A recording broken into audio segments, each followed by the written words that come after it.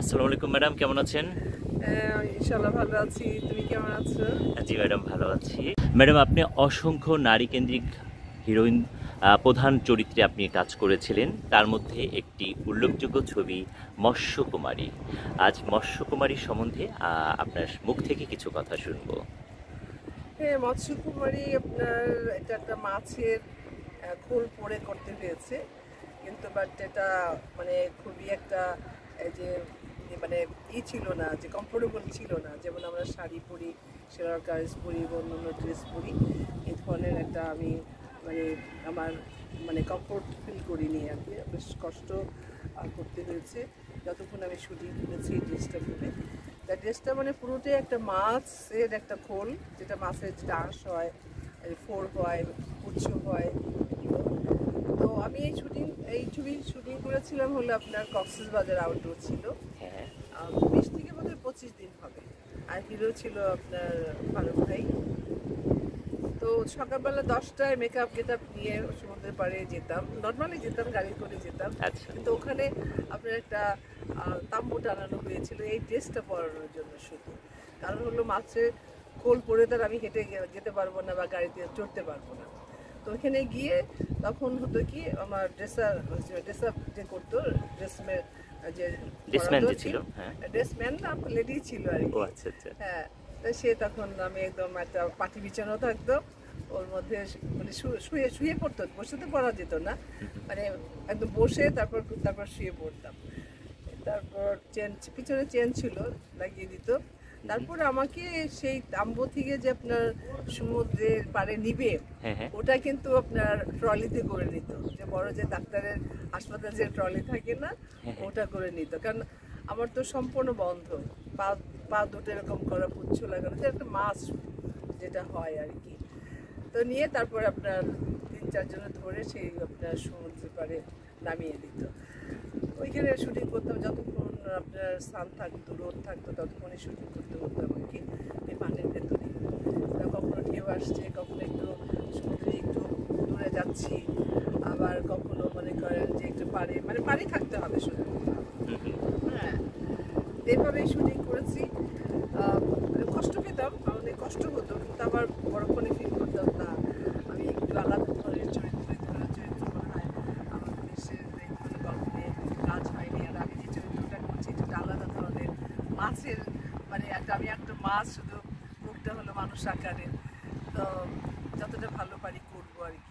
তো দর্শকের কথা চিন্তা করে কিন্তু এই যে যে কষ্টটা আমার হয়েছে জি। হতো, ওটা কিন্তু মিলান দিয়ে দিতে চেষ্টা করতাম ভালো করার জন্য।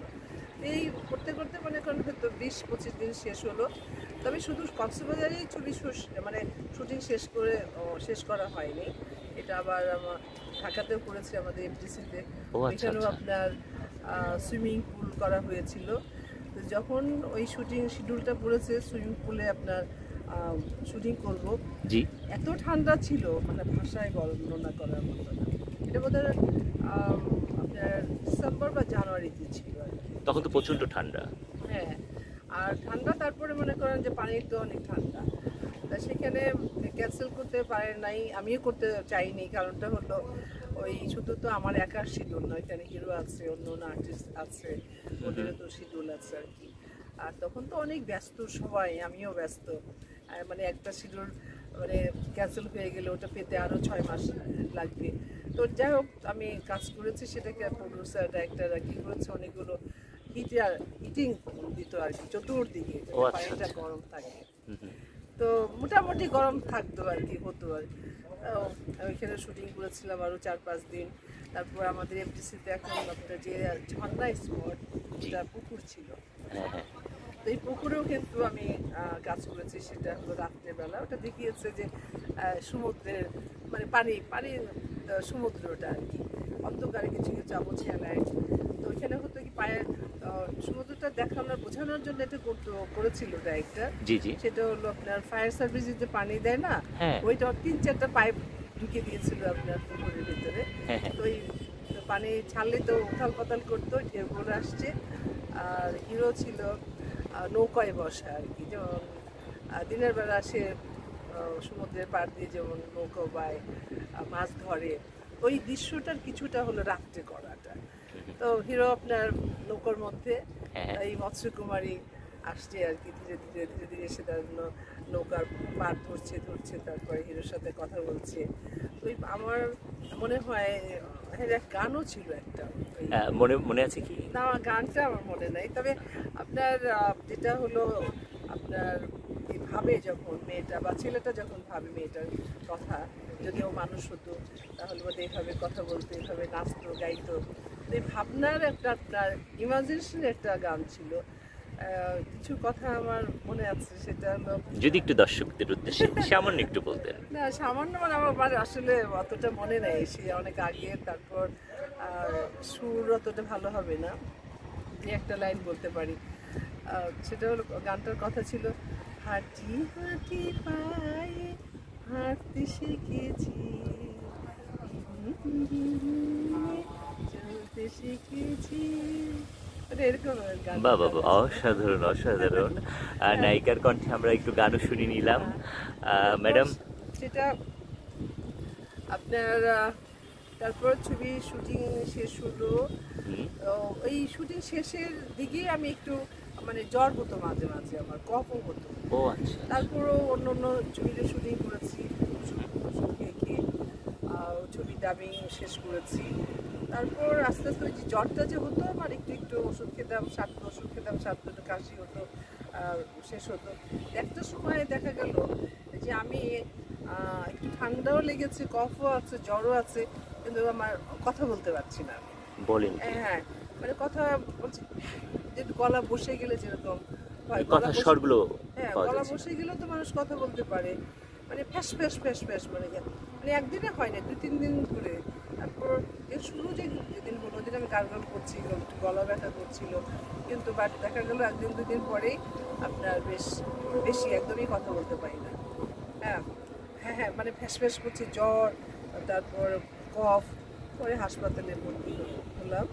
হাসপাতালে? হ্যাঁ আমাদের ফ্যামিলিতে তখন তার এত আপনার প্রাইভেট হাসপাতাল ছিল না, তো আমাদের আপনার ঢাকা মেডিকেল তো ছিলই, আপনার মানে হলিউডে ভর্তি হলাম।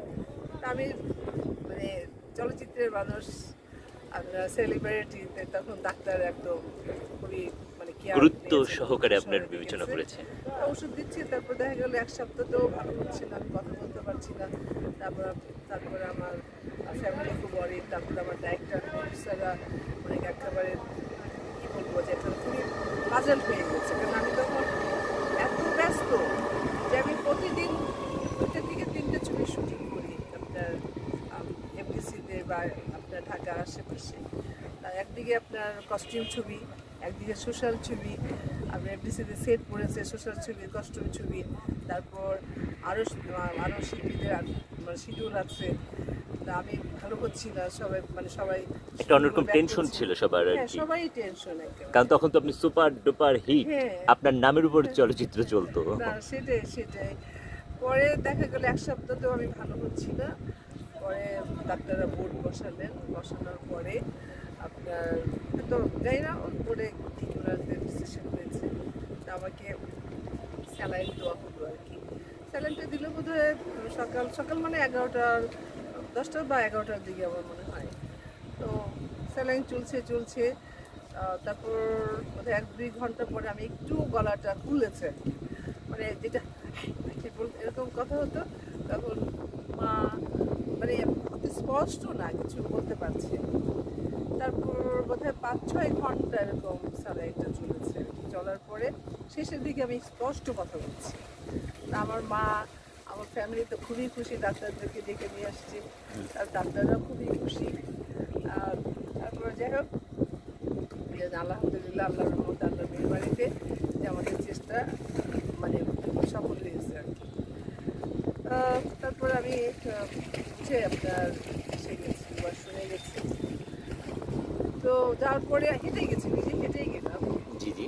যে তারপর যাই না, শুধু মা বলে নাকি আমি চিৎকার করেছিলাম আর কি। তারপরে আমি আর জানি না কী হয়েছে আমার। পরে আমি শুনেছি যে আমি ওইখানে একদম সেন্সলেস হয়ে গেছিলাম।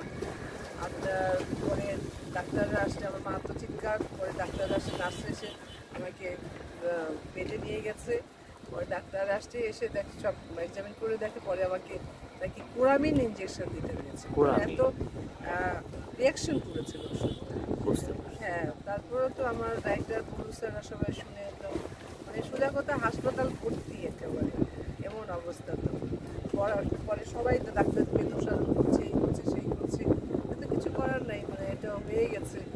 পরে বললো চিন্তা করে নেই, সব ভালো হবে, তবে 24 ঘন্টা এটার একটা রিয়াকশন থাকে। তো সবাই আল্লাহ আল্লাহ করছে, আমার মনে হয় তখন ডাক্তার আল্লাহ আল্লাহ করছে যেন আল্লাহ তাকে ভালো করে দেয়। আমার মা তো একেবারে মানে কি বলবো, সারাক্ষণ আপনার নামাজের মধ্যেই ছিল, এরকম অবস্থা। আমার ডাক্তার প্রফেসররা সব দোয়া করছে। পরে আল্লাহর কি রহমত, আল্লাহর মেহেরবানি, তারপরের দিন আমি সকালবেলা আমার সেন্স ফিরেছে, সবাই খুশি একদম। পরে মিলাদ পড়িয়েছে, আমার মা কোরআন খতম দিয়েছে, মানে এরকম আল্লাহর রহমতে তখন আমি একদম ভালো হয়ে গেলাম। মানে কথা কি বলতে পারছিলেন তারপর হ্যাঁ, থেকে? হ্যাঁ, আমি তারপরে কথা বলতে পারছি। তারপর চলে এলাম সে মানে হাসপাতাল থেকে যখন এলাম, তারপর আবার কাজ শুরু করে দিলাম। কিন্তু বাট আমার আপনি আউটডোর গেলে ঘেমে যেতাম, তারপর সেটের মধ্যে থাকলেও যখন ফ্যান থাকতো না ঘামতাম, এটাতে দেখতাম যে আমার খুশখুশি, কাশি, তারপর একটু জ্বর, ওষুধ খেতাম। তারপর আমার যে হাউস ফিজিশিয়ান ছিল, জি। উনি আমাকে সাজেস্ট করলো যে দেখো, একটা কাজ করো, সবসময় তো তোমার মানে রোদের মধ্যে কাজ করতে হয়, ঠান্ডার মধ্যে আমরা দেখা গেলো যে কোনো সময় মানে কারো মানে সেটের মধ্যে কাজ করতে হলে ঠান্ডাতে কাজ করতে হয়, ঠান্ডা গরম মিলিয়ে এরকম মানে সর্দি কাশি হয়। আর জি। তুমি একটা কাজ করো যে মধু আর কালো জিরা হ্যাঁ, হ্যাঁ। এটা খাওয়ার চেষ্টা করো। তাহলে কালো জিরা, কাঁচা কালো জিরা কীভাবে খাবো, না চেষ্টা করো, অথবা তোমার যে তেল আছে না, কালো জিরা যে তেল হয় ওটা খাও। তো তখন কিন্তু আপনার মধু কিন্তু বাংলাদেশে অত বেশি পাওয়া যেত না, যেটা খুলনা যে মানে সুন্দরবন যতটা পাওয়া যেত। হ্যাঁ, তো পরে আমার পরিচিত মানুষ ছিল, ওনাদেরকে বলা হলো, তো ওনারা বেশ ফ্রেশ মধু দিয়ে এসে দিতেন আমাকে। তো আমি কালো জিরে সকালবেলা উঠে বলে তুই বাসি পেটে সকালবেলা উঠেই যখন অন্য পানি টানি খাবা না, তার আগে তুমি কালো জিরেটা একদম চিবিয়ে নিবে আর কি, তারপর মধু দেবে, মধু দিয়ে তারপর পানি খাবে। তো সেই মনে হয় এই ছবিটা করেছিলাম আপনার 86-7 মনে হয়। তো তখন থেকেই কিন্তু সেই যে কালো জিরে আর মধু একদম কন্টিনিউ এখনো খেয়ে যাচ্ছি। তো ইনশাল্লাহ আল্লাহর রহমত, আল্লাহর মেহরবানি, লাখ লাখ শুকর আদায় করি। হ্যাঁ, সিজন চেঞ্জে মাঝে মাঝে একটু কফ হয় আর কি, কাশি হয়, তো বেশিক্ষণ থাকে না, বেশি দিন থাকে না, সেরে যায়। আরেকটা ব্যাপার ছিল, সেটা হলো আমি কলকাতায় ছবি বেশ অনেকগুলো ছবিতে কাজ করেছি। তো এখানে কলকাতার একজন আমার বাবার যে রোল ছিল, উনি ডাক্তার ছিল। আমি একদম খুবই কাশছি, খুশখুশি কাশছি, মানে কাশ বের হচ্ছে না। তো আমি যখন শর্ট দিচ্ছি, একটা শর্ট দেওয়ার পরে যখন কাশ উঠছে আর মানে আর শর্ট দিতে পারছি না, তা তখন উনি বলেছিলেন যে তুমি একটা কাজ করো, প্রতিদিন তুমি নোজ স্প্রে আছে না, ওটা লাগাবে। আমি বললাম কারণটা কি? বললো এই যে ডাস্টে যে আমরা কাজ করি, এই যে সেটের মধ্যে আমরা দেখতে পাচ্ছি না ধুলোগুলো, কিন্তু এই যে না আমরা শ্বাস নিচ্ছি, যে শ্বাসের সাথে সাথে কিন্তু শ্বাসনালীতে এই ধুলোগুলো চলে যাচ্ছে, তাতে হয় কি শ্বাসনালীগুলো বন্ধ হয়ে যায়, কাশি হলে তখন কিন্তু কফটা বের হয় না। তা তুমি যদি সকাল বিকাল তোমার নোজ ড্রপ লাগাও, তাহলে শ্বাসনালীটা ক্লিয়ার থাকবে, আর এই খুশখুশি কাশি আর মনে হয় না অতটা হবে। সেটাও বেশ 91-2 কথা বলছি, তিনি বলেছিলেন, ওনার কথাটা মনে আছে। এখনও আমি এটা ব্যবহার করি। আল্লাহর মধ্যে যে কফ মানে কাশি ঠান্ডা খুবই কম হয়, আল্লাহর রহমত লাখ লাখ শুকর আদায় করি। যে জিনিসটা হলো যে খুশখুশি কাশিটা আমার নাই। আমি এখনও মাঝে মাঝে করি কি, যখন রাত্রেবেলা এসিতে আছি, সকালবেলায় বের হচ্ছি, গরম, তো আমার নাক বন্ধ থাকলে আমি নোজ স্প্রে ইউজ করাতে ইনশাল্লাহ ক্লিয়ার হয়ে যায়। তো কিছু কিছু বিষয় আছে যে আমি মানে কি একটু ঘট্ট জিনিসপত্র খাই, যেমন তোমার কী বলে কালো জিরের সাথে কিন্তু আমার একটা রসুন খাই, তারপর হলুদের একটা চাকা খাই, তারপর আদার রস খাই। এগুলো আমার আমার খুব খুব ভালো লাগে আর কি। ম্যাডাম একটা প্রশ্ন ছিল, সেটা হচ্ছে আপনি মৎস্যকুমারী ছবিটি করতে গিয়ে আপনি অসুস্থ হয়ে গিয়েছিলেন এবং অনেক কষ্ট ছিল, আপনি হসপিটালও ভর্তি ছিলেন। তা এই এত ছবিটি তো অনেক ব্যবসা সফল একটি চলচ্চিত্র ছিল, তা আপনি কি ব্যস্ততার মাঝেও কি হলে গিয়ে সিনেমাটা দেখতে পেরেছিলেন? হ্যাঁ, অনেক ব্যবসা করেছিল তখনকার যুগে আর কি। আসলে হলে গিয়ে কিন্তু আমার ছবিটা দেখা হয়নি। আমি যে ডাবিং করেছি তখন দেখেছি, তা ডাবিংয়ের সময় তো পুরো ছবি দেখা হয় না, পার্ট বাই পার্ট।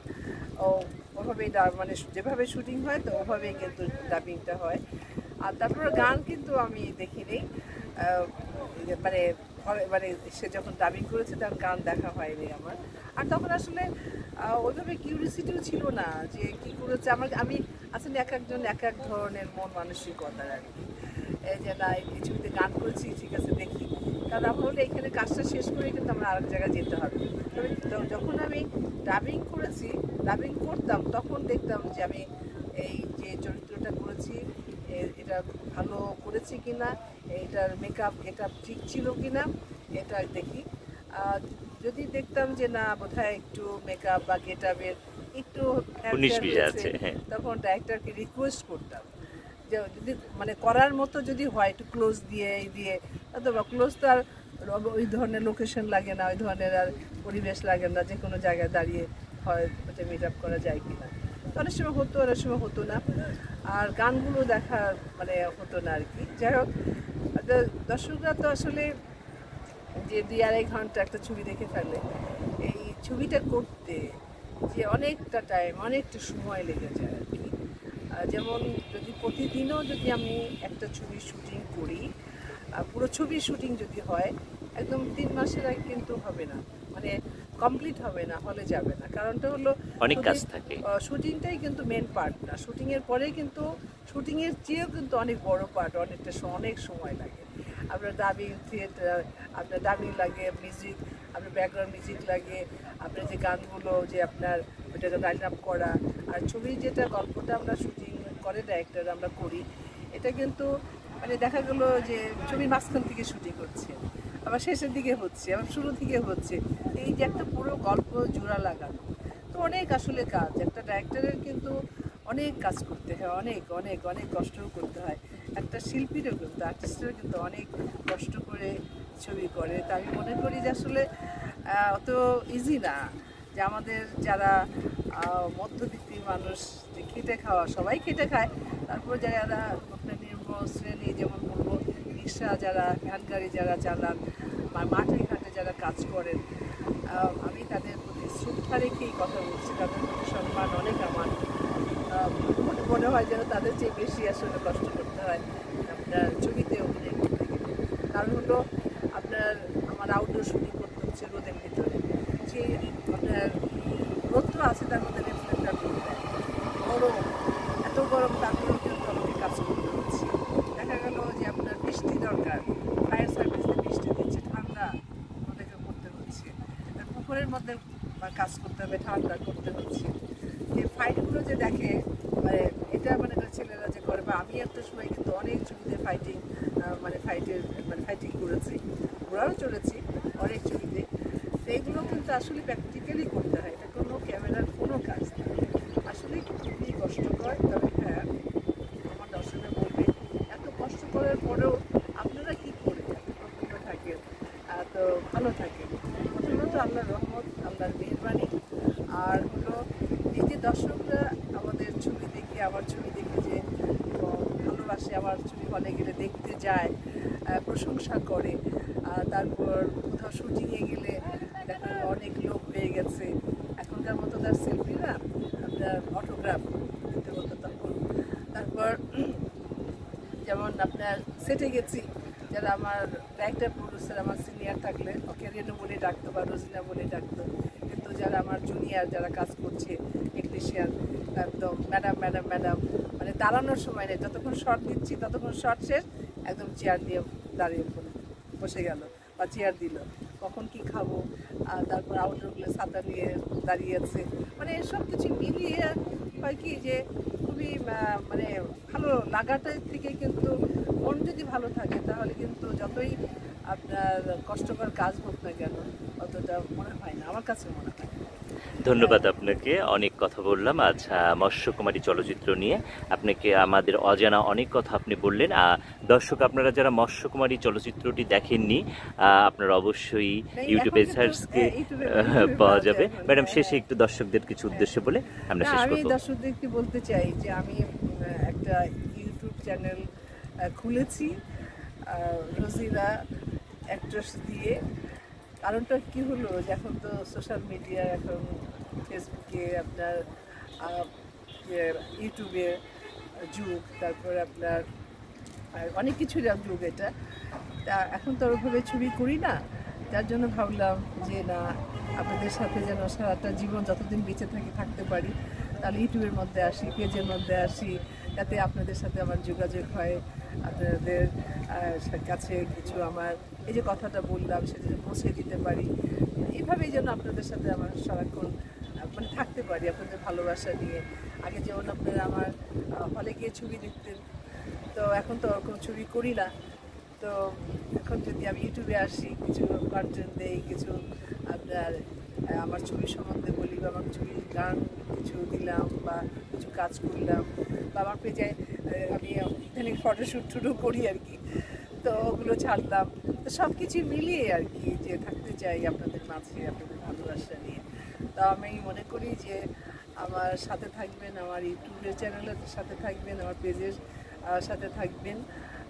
আশা করি যে আগের মতোই আমাকে ভালোবাসা দিবেন। আর আরেকটা ভালো লাগে যে আমি কোথাও গেলে আপনার আগে যারা আমার ছবি দেখতো তারা বললে, ইস আপনার ছবি আপনার পালিয়ে এরকম দেখতাম, স্কুল ফাঁকি দিয়ে দেখতাম, বা মার কাছ থেকে টাকা চুরি করে নিয়ে দেখতাম, বা অমুকটা বিক্রি করে দেখতাম। অনেকে বলে যে আমার মা বাবা আপনার খুব ফ্যান, আমিও আপনার ফ্যান। কী করে ভাই বন্ধু তো আমার ফ্যান। তো ইউটিউবে আপনার ছবি দেখি, বা ইদানিং যে আপনার ফটোশ্যুট করেন বা অনেক ফাংশনে যান। তারপরে এখনকার যারা একেবারে ইয়াঙ্গার, মানে 15-16 বছর বা 14 বছরের বাচ্চারা, ওই দিন একটা জায়গায় গেছি, আসছি আমার সেলফি তুলবে। আরে বাবা তুমি না, আপনাকে আমার ভালো লাগে। কী করে ভালো লাগে? কেন ফেসবুকে আপনাকে দেখি সুন্দর সুন্দর সাজ দেন, এক এক সময় এক এক ধরনের গেট আপ দেন। তাই এটা আমার খুবই ভালো লাগে যে আল্লাহর রহমত, আল্লাহর মেহেরবানিতে যে এখনকার প্রজন্মের যে বাচ্চাদের কাছে, ছেলেমেয়ের কাছেও অন্তত আমাকে সোশ্যাল মিডিয়ার মাধ্যমে সোশ্যাল মিডিয়ার মাধ্যমের জন্যই। তো যাই হোক, আমার সাথে থাকবেন, আমার ইউটিউবের চ্যানেলের সাথে থাকবেন, আমার পেজের সাথে থাকবেন। আমি আপনাদের সাথে চাই যে সবসময় আপনাদের সাথে থাকতে, ভালো থাকবেন। সে সাথে দর্শকরা, আপনারা অবশ্যই ম্যাডামের রোজিনা অ্যাক্ট্রেস যে ইউটিউব চ্যানেলটি আছে সাবস্ক্রাইব করে পাশে থাকবেন। সবাইকে ধন্যবাদ।